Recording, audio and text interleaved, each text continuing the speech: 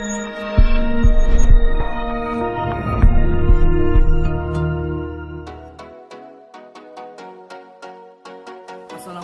warahmatullahi wabarakatuh. Selamat sore semuanya. Yang pertama yang saya hormati Ibu dosen pengajar kita, yakni Ibu Anggia Sekar Putri dan kawan-kawan seperjuangan semuanya. Nah, kami dari kelompok 1 ingin membahas hasil presentasi kami, yang mana kami beranggotakan 9 orang, yaitu saya sendiri, Fierdi Sabirana, terus ada Pak Jarwi Nandar, Raskul Asral, Mita Felia, Rohani, Rahmat, Kemi, Adelia Anisha, dan Muhammad Zikri. Nah, di sini kami kelompok 1 akan membahas tentang pegadaian. Nah, kawan-kawan dapat melihat sendiri lah ya di sini dari infografis yang telah kami share. Nah, itu adalah sejarah perjalanan pegadaian. Pengertian pegadaian.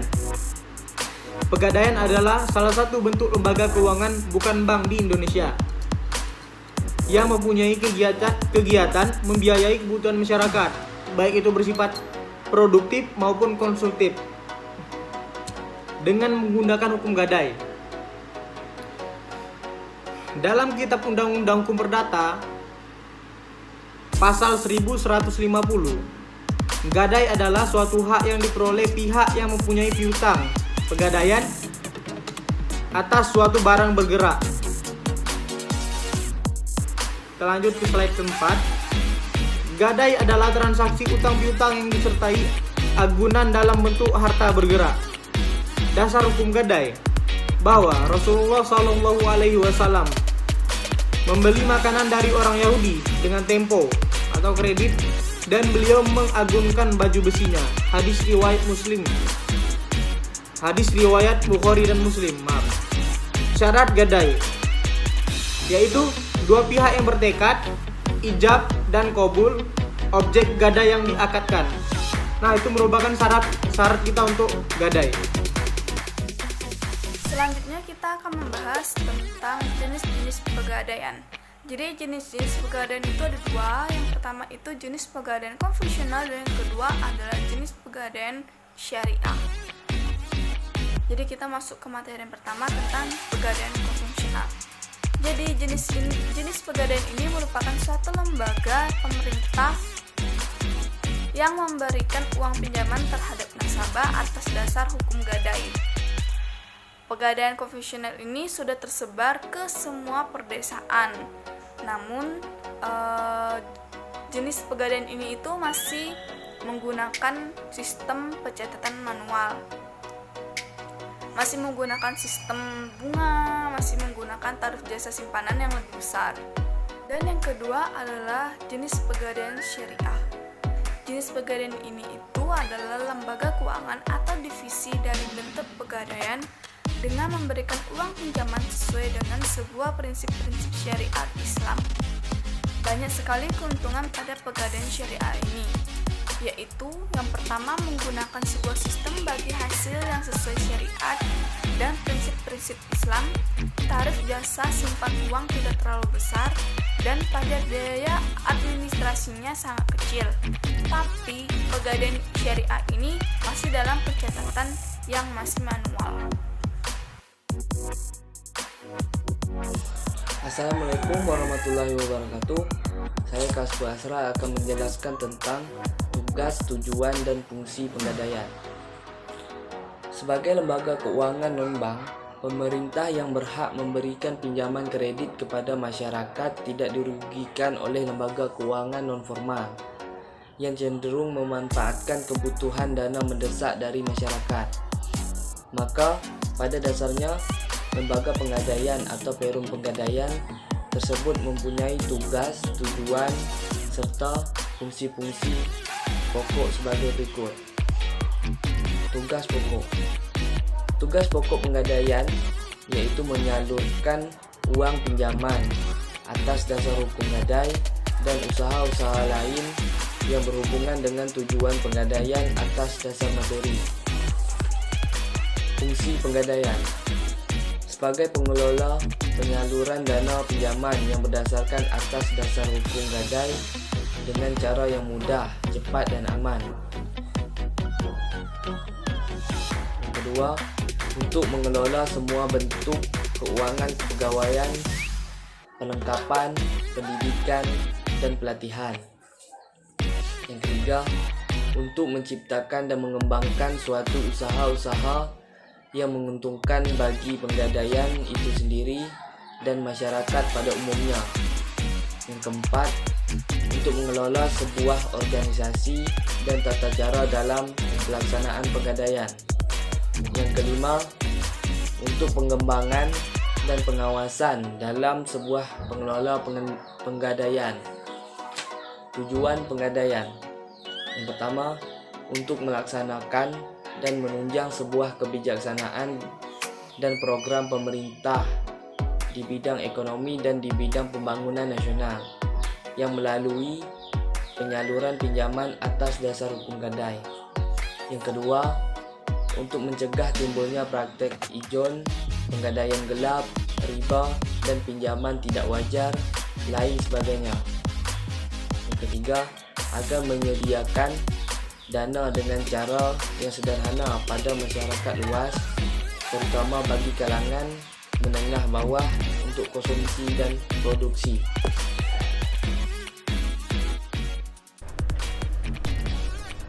Struktur organisasi pegadaian.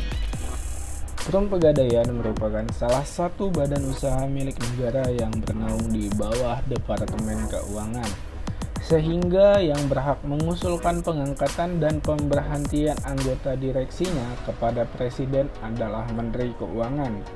Selain mengusulkan pengangkatan dan pemberhentian Dewan Direksi, dalam melaksanakan fungsi pengawasannya, Menteri Keuangan juga dapat mengusulkan pengangkatan dan pemberhentian anggota-anggota Dewan Pengawas atau Dewan Komisaris Perum Pegadaian. Menurut ketentuannya, Dewan Komisaris minimal dapat dijabat oleh 2 orang dan maksimal 5 orang, yang terdiri dari ketua dan anggota-anggotanya. Dewan Komisaris bertanggung jawab penuh atas pelaksanaan pengawasan kepada Menteri Keuangan. Masa jabatan Dewan Komisaris selama 3 tahun dan dapat diangkat kembali. Berikut ini yang berada di bagian sebelah saya adalah struktur dari Forum Pegadaian. Sekian, terima kasih.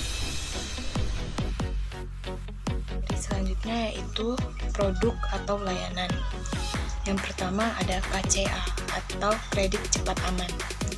KCA ini merupakan pinjaman berdasarkan hukum gadai dengan prosedur pelayanan yang aman dan cepat. Yang kedua, kreasi atau kredit angsuran fidusia. Kredit ini merupakan kredit dengan sistem fidusia yang diberikan kepada UMKM untuk mengembangkan usahanya. Yang ketiga, kredit angsuran sistem gadai atau Krasida. Krasida ini merupakan pemberian pinjaman kepada para pengusaha mikro dan kecil dalam rangka pengembangan usaha. Yang keempat, gadai syariah atau ARRAN. RAN adalah produk jasa gadai yang berlandaskan pada prinsip syariah, di mana nasabah hanya akan dipungut biaya administrasi dan ijaroh, biaya jasa simpan dan pemeliharaan barang jaminan. Yang kelima, jasa taksiran, suatu layanan kepada masyarakat yang peduli akan harga atau nilai harta benda miliknya. Yang keenam, jasa titipan. Harta dan surat berharga perlu dijaga keamanannya agar tidak hilang, rusak, atau disalahgunakan oleh orang lain. Yang ketujuh, Krista. Krista adalah kredit usaha rumah tangga yang diberikan kepada usaha rumah tangga untuk pembangunan usahanya. Yang kedelapan, ARUM atau ARRAM untuk usaha mikro kecil. Untuk pengusaha mikro kecil, kini telah hadir pembiayaan ARUM untuk pengembangan usaha dan prinsip syariah. Yang kesembilan, mulia atau murabahan logam mulia untuk investasi abadi. Merupakan penjualan logam mulia oleh penggadaian kepada masyarakat secara tunai dan agunan dengan jangka waktu fleksibel. Yang ke-10, Kucica atau kiriman uang cara instan, tepat, dan aman. Merupakan suatu produk pengiriman uang dalam dan luar negeri yang bekerja sama dengan Western Union.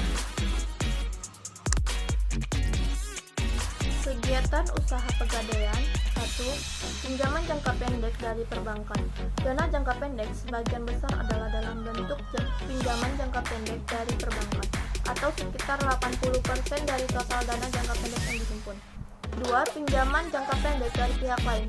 Pinjaman dana jangka pendek dari pihak lain biasanya diperoleh dari hutang kepada rekanan, hutang nasabah, hutang pajak, dan lain-lain.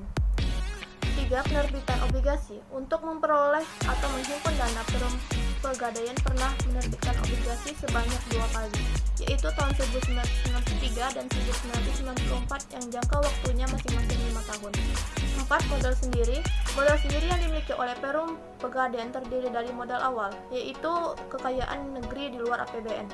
Penyertaan modal pemerintah, laba ditahan. Laba ditahan ini merupakan akumulasi laba sejak perusahaan Perum Pegadaian berdiri. Selanjutnya, ada hak dan kewajiban para pihak. Yang pertama, hak dan kewajiban pemegang gadai. Pemegang gadai berhak untuk menjual barang yang digadaikan.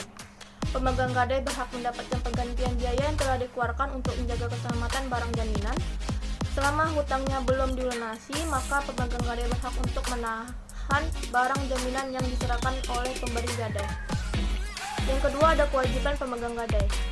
Pemegang gadai berkewajiban bertanggung jawab atas hilangnya atau merosotnya harga barang yang digadaikan jika itu semua atas kelalaiannya. Pemegang gadai tidak diperbolehkan menggunakan barang-barang yang digadaikan untuk kepentingan sendiri. Pemegang gadai berkewajiban untuk memberikan tahu kepada pemberi gadai sebelum diadakan pelelangan barang gadai. Yang ketiga, ada hak dan kewajiban pemberi gadai. Pemberi gadai mempunyai hak untuk mendapatkan kembali barang miliknya setelah pemberi gadai melunasi hutangnya. Pemberi gadai berhak menuntut ganti rugi dari kerusakan dan hilangnya barang gadai bila hal itu disebabkan oleh kelalaian. Yang keempat, kewajiban pemberi gadai. Pemberi gadai berkewajiban untuk melunasi hutang yang telah diterimanya dari pemegang gadai dalam tenggang waktu yang telah ditentukan, termasuk bunga dan biaya lain yang telah ditentukan pemegang gadai. Yang kelima, ada berakhirnya hak gadai. Suatu perjanjian hutang piutang pada dasarnya tidak ada yang bersifat langgeng. Artinya perjanjian tersebut waktu-waktu akan dapat berakhir atau batal. Demikian pula dengan perjanjian gadai.